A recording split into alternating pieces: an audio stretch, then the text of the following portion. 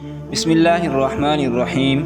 मोहतरम सामीन किराम, आज मैं आपके सामने महमूद गज़नवी का एक सबक आमोज़ वाक़या बयान करने लगा हूँ। कहते हैं कि महमूद गज़नवी का दौर था। एक शख्स की तबीयत नासाज हुई तो तबीब के पास गया और कहा कि मुझे दवाई बनाकर दे दो। तबीब ने कहा कि दवाई के लिए जो चीज़ें दरकार हैं वो सब हैं सिवाय शहद के। तुम अगर शहद कहीं से ला दो, मैं दवाई तैयार कर देता हूँ।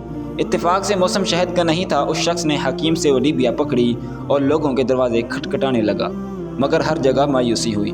जब मसला हल न हुआ तो वो महमूद गज़नवी के दरबार में हाज़िर हुआ। वहाँ अय्याज़ ने दरवाज़ा खोला और दस्तक देने वाले की फरियाद सुनी।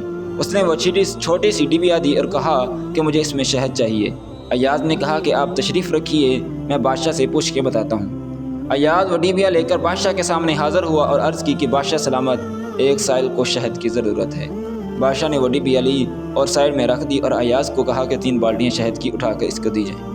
अय्याज़ ने कहा कि हजूर, उसको तो थोड़ी सी चाहिए, आप 3 बाल्टियाँ क्यों दे रहे हैं? बादशाह ने अय्याज़ से कहा, अय्याज़ वो मज़दूर आदमी है, उसने अपनी हैसियत के मुताबिक मांगा है। हम बादशाह हैं, हम अपनी हैसियत के मुताबिक देंगे।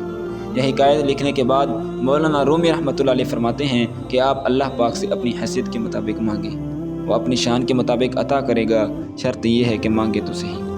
हम भी आजकल हर छोटी बड़ी बात को लेकर लोगों के सामने रोना शुरू कर देते हैं कि फ़लाँ परेशानी है, हमारी बीमारी ही नहीं जाती, या ये कर्ज़ ही नहीं उतरता, और बहुत सारी परेशानियां हैं जो हम उन लोगों से कहते फिरते हैं जिन्होंने आगे से हमें अपनी ही परेशानियां गिनवानी होती हैं।